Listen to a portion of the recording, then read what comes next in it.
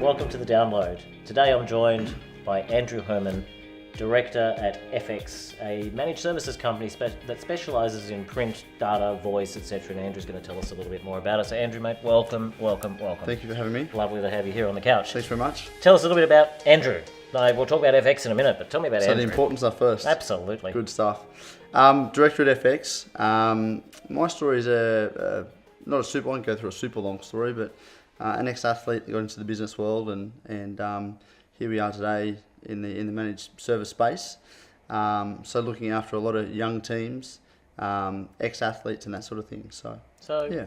You just kind of like drop that in there, you know, like ex-athlete. Tell me, like, I'm an ex-athlete too, right? Sure. But I walk to the shops and I walk back. I could consider myself an athlete. Absolutely. What type of athlete were you?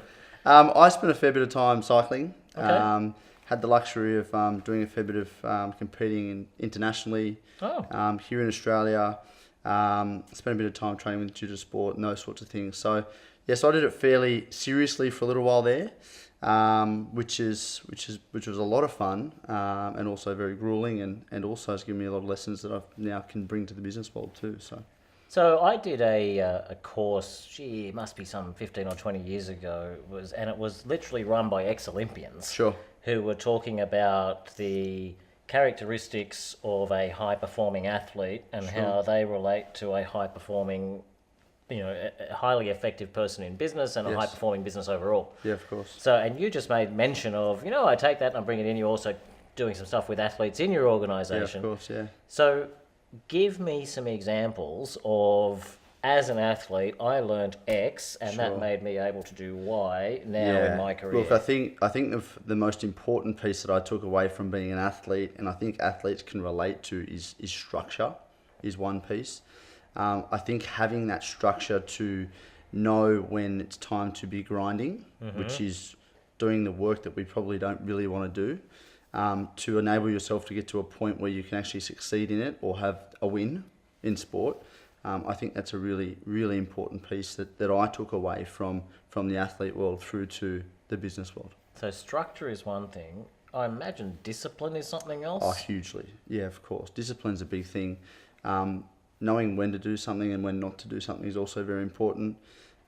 Timing too. People don't realise an athlete starts to learn at a very young age when to pull the trigger on certain things. Whether they're a cyclist or they're a runner or they're a football player. At what time should I be throwing a ball or sprinting or taking off or reserving energy and those sorts of things? So not too dissimilar in the business world in when to act and when not to act as well. So give me an example of that. Yeah, in the business perfect. world. Well, the business world is a good one because in the athlete world, as I said before, it's really simple. Do I throw the ball now or do I not? Do I kick or do I not kick? In the business world, it's something as simple as, do I wait to make the first move in terms of a call in the sales world, or do I sit back and just let them initiate? So I think that's probably one of in the sales space anyway. I also think in terms of a team environment, when it comes to staff, it's also allowing them to be able to make decisions for themselves and be able to run off them, to use another sporting analogy too. So as a cyclist, what type of cyclist were you? What type of competition were you? Were you in team cycling? Yeah, track endurance, a little bit of team's pursuit, and then on the road, a lot of the flatter stages I would be riding, not too many of the hills. So as part of a team. Yes, correct. So like kind of relay tag. I know next to nothing about how cycling works. Cycling's an interesting sport because it's a very team-oriented sport with a lot of individuals in it. Right. It probably doesn't make a lot of sense to if you don't break it down. But you have a lot of individuals that there's only one person that can win in a bike race. But you've got between 7 and 9 other riders with you in your team that will allow you and help you win a bike race. Although you get to throw your hands in there as the leader of the team are actually essentially working silently for you and helping you out. Oh, really? Breaking the wind, getting you to the end of the stage, yeah. So a cycling team already has a preordained, we're going to make that person win this. Absolutely. And the whole team then sees it as a win, even though they're not the one on the podium. Exactly right. And I won't use Lance Armstrong as an example because it's probably not the right side, but Chris Froome at the moment, who's won back-to-back Tour de France's, he stands on the podium and receives a jersey, while his teammates were the ones that were carrying all the water bottles, breaking the wind for him, doing all those sorts of things. So that's how a cycling team works as opposed to a football team where everybody's essentially level, if you like. So that's quite interesting in terms of bringing that into an analogy as it relates to business. And again, I was just having this conversation earlier today with somebody who's relatively young and relatively new in our business. Sure. And I said, the role of your manager is to make it easy for you to do your job. Yes. And your role is to make them look good. Yep. Sounds to me like cycling. It's not too dissimilar at all. In fact, it's probably exactly the same. The only difference is some are wearing lycra and some are wearing suits and ties. But it's so similar, and that's part of the reason why, as we built our team internally with the business, it was really important for me to be able to look for that athlete characteristic in the people that we'll bring into the business. And so what does that look like? If they're not an athlete, but you're looking for the athlete characteristic to bring people in, what does that look like? Yeah, look, again, structure. I'm always looking for structure. Define structure for me. Structure is just understanding. Give me a structure. I'll give you a structure. Yeah. So let's go to a cycling world or an athlete world. The structure is your coach, your team, whoever's giving you training programs, just giving you a program that says today we're going to do 100 kilometers, tomorrow we're doing 150, and so on and so forth. We're going to do 4 sprints and 3 of this, and so on. Somebody that can follow that and be disciplined enough to follow that, to understand that somebody's already broken the ice before me, they've done this before and I can follow this. If we can do that in the business world and replicate as well, I think it's only going to make life simpler for everybody coming through. And having that discipline and structure together enables you to achieve an outcome. Okay, so 2 things around that. Firstly, how do you get net new ideas in that environment where there is such structure and rigidity? Yeah, of course. And secondly, how do you find that the younger generation that are coming in now, how are you finding your success factors in attracting or finding people that are very happy to work in that structured environment and aren't I want to own the place, I want to be an entrepreneur, I think that I could be happier here or there. Well, how do you go through those two different things? I guess when we say rigidity and absolute structure, there's definitely fluidity in there as well. It's not this is exactly how we're going to do things, because if we did everything the same as everybody else has, we're always going to get the same result. So we do look for other avenues in terms of, can we bring somebody in that's going to have a little bit more of an influence or a little bit more of an idea, or those sorts of things. But you are dead right when you talk about the younger generation coming through and wanting to be CEO next week. That's probably one of the biggest battles I think we all have in business at the moment, is trying to find, if I come back to that cycling team analogy, the guy that is, or girl that is happy to ride back to a car, put the water bottles in their back and ride them up to the leader of the bunch to give them their water, to allow them to have a result as a team. Everybody wants to win the race today. Nobody wants to go and carry the water. And I think we need to find, or we need to, I don't know if we just find or we teach some of this younger generation that we've still got to carry the water.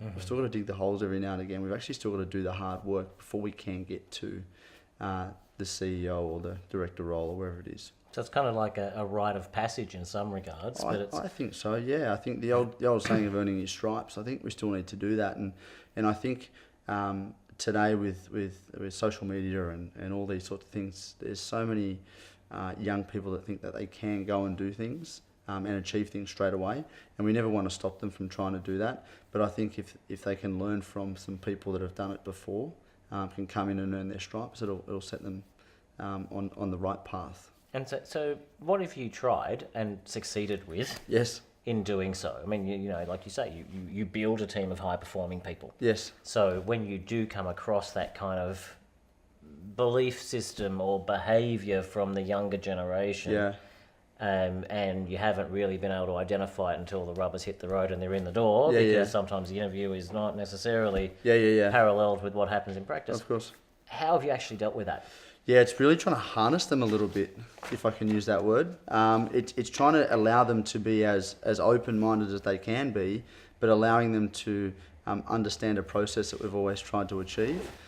Because I think if you let them go off on a tangent, they can ruin themselves at times, and that's not what we want to do. We want to harness what they're giving us. So you try and harness it, but they fight back because they believe otherwise. Yeah, and I'm being provocative intentionally. Of course. I think what we've seen, well, what I've certainly seen in the past is that if they do go down that path, it doesn't seem to work. Let them go on the tangent. And it's a horrible saying, but I'll always use it, is let them hang themselves at times. Because the reality is that give them the rope, let them have a little bit of a chance to see if they can do it. Because we do have kids coming through these days that do want to challenge. They do want to, try something completely different, and they do succeed, which is fantastic. Yeah. So you can never stop that. But we need to ensure that they are going down the right path, and we can help them with that too. So do it with the right structure. Oh, absolutely. Structure is the most important piece. Okay. Yeah. And now that you've been, you've been very successful. FX is a very successful, print management company. Sure. You branch out. You're doing data and voice. Yes. What are some of the biggest management challenges that you're experiencing in that, as your organisation's growing? Yeah, lots of little pieces that we're learning along the way. You go from having a group of salespeople, which is one beast to harness, if you like, to bringing in technical staff now to where managed print was very vanilla. Mm-hmm. It's very, very black and white, pardon the pun for print. But as you start to bring in other facets of our business too, it becomes a little bit more complex with different challenges with different people that do different jobs now. Mm-hmm. So that's been a real challenge for us. It's an exciting challenge. For me personally, it's just understanding that everybody is different and not everybody knows what you know. And I think that's probably one of the biggest lessons that I learned is knowing not everybody does know what you know. So you've actually got to be able to speak and communicate, allow them to understand what you're talking about or what they're trying to tell you, and even ask them questions so you actually understand what they're talking about. Mm-hmm. As soon as you go in that technical world, it becomes a different world from a salesperson's headspace too. Yeah, I always say don't confuse sales with delivery. Yes, of course. Yeah, correct. Yeah, they're two fundamentally different worlds, and they require a different management style, and they attract a very different personality. Yep. By default. Yep. And are you finding though that if you look at some of those technical people that you're now bringing into your business, do you think that they like the structure, or do you think that they like the structure less? And salespeople much of the same. Structure's great. Yep. But some people just buck against structure. Yeah, of course, and you have to allow those people to buck against it to a certain degree, I think, because we're now talking about technical and creative people. Mm-hmm. We're talking about very different personalities. We're not talking about the guy that's happy to get up at 5 a.m. every morning, ride 300 kilometres, come back, have a sleep and do another 200 kilometres, something like that. We're talking about someone that's trying to look at some really fluffy different types of things as well. So you've got to allow those people to do what they do, but also, as I said before, just ensure that we're still going down the right path. We're all trying to get to the same spot. We're all not going in different directions. We may take a different path to get there, but we're going to get there in the end. All right, so you've managed to articulate the challenges there. Mm-hmm. What's the solution? Oh, the solution is it's difficult, right. Yeah, because I wish I could put a finger on it and say exactly what our solution is, but as we're growing, it's just about making small little mistakes and learning from them as we go. It's about ensuring that our leadership team is all on the same path. Because, how do you do that? Oh, it's again, that's its own challenge too, because again, it's all got to feed down, and from the sales side, which I spend a lot of time in the business on, it's simpler, if I like, from my perspective, maybe because I chew that dog food. That's me. That's the sales world. But having to get a technical lead to be able to communicate through his team is really important, that they understand exactly what we're trying to achieve. I think it's just about showing them what we're trying to achieve and then pinpointing how we're getting there. Mm-hmm. Because if we look at that from our perspective, we've got sales, service and delivery that we talk about. All three need to get to the same spot to have a customer that's had a very, very happy experience. Whether that's been getting the deal negotiated, so they're really happy with the deal that they've got done, to receiving the goods that they now have and then having it serviced and looked after for them during the period of the managed phase. They need to ensure that they get a great customer experience, whether it's the guy that signed the deal or it's the guy going out to repair the machine, all the way through. So it's super important. So that whole customer life cycle. is the most important piece. And that's something that we identified at Incentra as well. And I'm not going to help you out here by telling you how we solved or how we attempt to solve that and Sure. work to that. How do you actually do that? How do you measure that success, and how do you deal with it when it doesn't go well, which it won't? Customer life cycle, you're talking also? I think customer retention is probably the best way to measure it. On a managed service On a contract, managed service, Churn? contract. Churn and burn. Are we losing customers, or are they sticking with us? Are they re-signing with us? Which is great, but that's a lagging indicator, right? Correct. It's not necessary. So how do you actually get ahead of that curve? How do you know what your customers are thinking? Yeah, so we put things in place where it'll be a structured, again, back to some structure, process of understanding, okay, we need to be in front of our customers X amount of times in X amount of time frame. And is that based on volume of business? Is that based on generically every customer, whether they spend $10 or $10,000? Our customers that spend $100 with us are just as important as the customers that spend 15, 20 times that. That's one of the biggest things that I've really pushed hard on, is it doesn't matter how big or how small our clients are, every one of them is just as important. And yeah, you do get to a point as you grow that some of the bigger customers do get looked after a little more in terms of time, but that's just because they are a bigger customer that have more things that can either change or be different or go wrong, if you like. But every customer is just as important to us. Okay, so some of the things you do is you've got a regular contact schedule in place with them? Of course, yeah. Yeah, Yep. and that's your early warning system, is it? Correct. And the beauty is with our technical piece as well, we've got proactive maintenance with regards to all the machines and things that we have in the field too, which allows us to be able to ensure that things are done before they fall over. Yeah, so the customers are happier that way. But it's That's also the panacea, though, to be able to identify a problem before it's a problem. yeah. The beauty is once you see volume being done by machinery and those sorts of things, you know that there's obviously a higher workload going through something, which allows the account manager to be in touch with their account, to be out there to do what they need to do and ensure that they're on top of it before anything does go. So big data a big thing for you guys? Big data. Yeah, analysing the data and analysing all of that. Have you got people that just do that all day? We don't do huge amounts of analysing data, and the data that we do analyse is actually what they're doing, as in what we're using. In terms of how they're using, not so much of.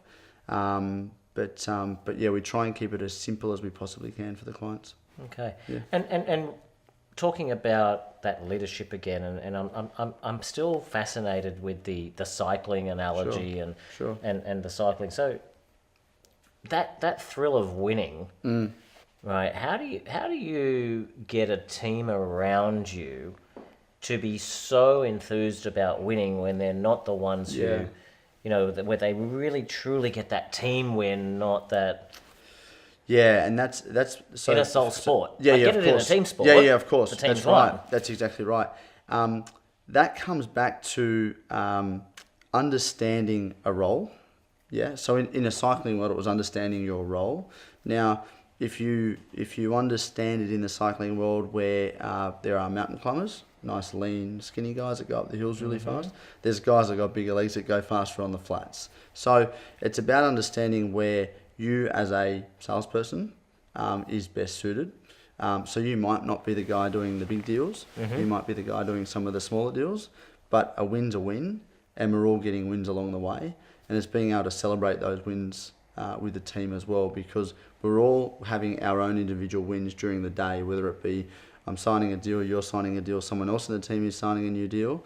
But at the end of the month, at the end of the year, at the end of wherever it is we're going, we're all trying to get a holistic number, a whole number. So that's the team win. Yeah. So Wonderful. So acknowledging individual contributors, yes, celebrating their contribution, absolutely. and recognizing what their contribution does to the greater contribution of the overall 100%. organisation. 100%. So that then takes into account people at the front. It also takes into account people at the back and Yep. the people who are servicing the customers on an ongoing Exactly basis. right.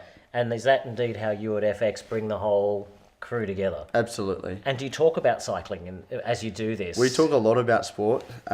We are a very, very big sporting business. We sponsor a football team. With football, define football. AFL. Okay. The Giants. Just for the people who are watching, that could be rugby, that could be soccer, that could be rugby league. The only football code. No. We look after the AFL, the GWS Giants, which, again, that just brings more sport back into our culture of our business. Everybody gets around it. They really enjoy it, which is really nice as well. So outside of the internal benefits, and this is just another question I've always been fascinated in, when you sponsor a sporting team, yes, what does the organisation get from that other than the feeling of an affiliation? Yeah, we're lucky enough to be able to go out to all the events and obviously hang out with some of the players and do a lot of that sort of thing. Obviously, some of our clients get to do those things as well. So it is quite beneficial, that's for sure. We find though, but it really is a big thing for our team. Our team get a chance to be around sports, to be around a really cool club that has a really good culture around it too. Mm-hmm. So if you were to define a great culture? A great culture is looking after each other and striving for the end result. I think it becomes very apparent at times within business that everyone's just trying to get a result, and we forget to have a good time in between, and we forget to get around. Get around each other and just really lift each other up when we can. A little bit matey at times, I think, is important as well. Can they get a little bit blokey though? Oh, yes and no. I think if it's done in the right way, no. If it's done in the wrong way, yes. I think you've really got to try and include all staff, male or female, in that, without it being blokey. I say matey because I'm a bit of a bloke at times. I am blokey. But yeah, friendly and just encourage those sorts of things. Okay. And I'm still fascinated on this with this whole sporting analogy, right? And I always feel like I can learn so much from people who were what I would call extreme athletes, right? They got to... I'll take that. Well, got to a level of proficiency that I never got to, and arguably perhaps didn't have the discipline to, let alone the physical prowess to do so. So I find it quite fascinating. And we've spoken about some of the positive things that come as a consequence of, of course, being an athlete and some of the rigor and discipline and structure, and those are the words that we're sort of talking about. When you're an athlete, though, things can go wrong as well. Absolutely. Right? You fall off the bike, you get gravel rash. Yeah. You're no longer the one who's going to be at the front of the pack. Injury. Injury. There's all sorts of things which also happen in the business world. What do you take from that from an athletic perspective? Yeah. Being an athlete, how do you think that mirrors in the bad stuff? Yeah, there's a couple of pieces. One is learn from the experience. You've got to learn from the experience. If it was a crash, how and why did it happen? Mm-hmm. Were you in the wrong place at the wrong time? Were you doing something silly you shouldn't have been doing? Something like that. If it's an injury, is it a preparation thing? Did you prepare the right way? Did you do everything that you were supposed to do leading into that? If it's an injury caused by the crash or something like that, it's a different story. If it's you hurt your leg or blow your back or do something like that, maybe you weren't training in the right way. So I think you've got to be able to learn from each of those individual issues that happen. Yeah, and I think if you take that into the sales analogy, right, I always say to people, no matter what happens, if somebody else wins a deal and you don't, you're outsold. Yeah, exactly right. Correct. Which is like you didn't prepare enough. You didn't prepare enough, that's right. You hadn't trained hard enough before you got there. Exactly right, yeah. Okay. So that's been a very interesting history and background for you. You've got a bunch of athletes in the business now, and now you're, do you still ride? Yeah. Yeah, you still get out there, and how many Ks are you pushing out a week? Not many at all. I do a day a week now, and I try and get to the gym a bit more, but yeah, nothing like I was doing before. What were you doing at your peak? A bit over 1,000 Ks a week. Is that all? Just a Sydney-Melbourne ride? Pretty simple? Yeah. Drama? Yeah. And what would you like to be doing again? The bike for me is a bit of it's definitely on the back burner for me these days. I certainly enjoy it. I don't love going and doing 1,000,000 miles like I used to do. So for me, it's just about trying to be a little bit more rounded in terms of a bit of training and those sorts of things. I love to get down to the coffee shop now and just have a ride with a few of the boys and just talk about the old days a little bit. Nice. Yeah. Nice. Right. And when you're talking to the boys, and sometimes you might talk about stuff you're actively reading. Yep. So share with some of our viewers, your sort of 3 books that you'd say, what, whether they're business or not, doesn't matter. Yeah, sure. Really got to read these books. Well, they're all sporting books. If I gave you 3 books, so but they all relate back to a business world. One is called Relentless, which was a book by Steve Grover, Tim Grover. My apologies.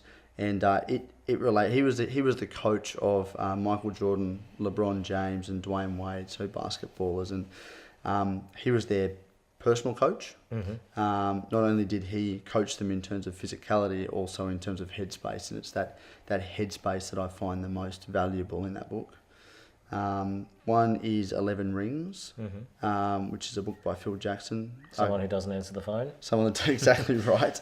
Arguably the greatest coach in basketball. Again, just a guy that goes through something that we just spoke about before about difference in teams and people that are of different personalities and bringing them together.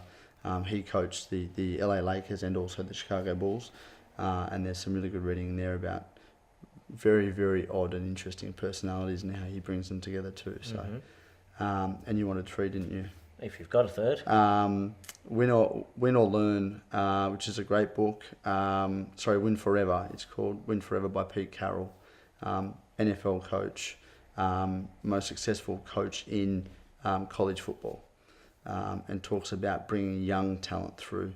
The difference in college football versus American football and NFL is their team changes every year because kids graduate. Yep. So he's having to blood and bring young kids through. So I found that quite interesting too. Interesting that as well that you've chosen 3 books in codes that aren't your own. That aren't my own. No cycling books. Absolutely. In there. Yeah, you got to try and learn from the other codes, that's for sure. No, that's excellent. Yeah. All right, so share with us one of your most crazy stories that you've had in the business world or personally. I mean, I'd love to hear a wild cycling story. Wild stories. God, I've probably got a few, and I don't know if they should be on camera. I get that answer a lot, would you believe? I could only imagine. Oh, look, there's certainly some interesting cycling stories, which are, you see some pretty interesting things when you're, 19, 20 days into a 21-day tour, that's for sure. You see people do some interesting things on bikes that you didn't think were able to be done. I'm just trying to think of something that is probably something that's PC enough. Yeah, definitely not PC. Yeah, I haven't really got anything that really stands out for you on that one. Okay, so did you see the guy who did the lie on the bike thing? And yeah, we that's now illegal, right? Yeah, you can't really do that. It's they were always sort of experimenting with how we could get lower when we're descending down a hill, and that's wind resistance. Yeah, wind resistance. Yeah, and some of the Europeans, they do some really funny things, and we, you saw that when you were competing in, different countries or different nationality teams would come out to compete against us.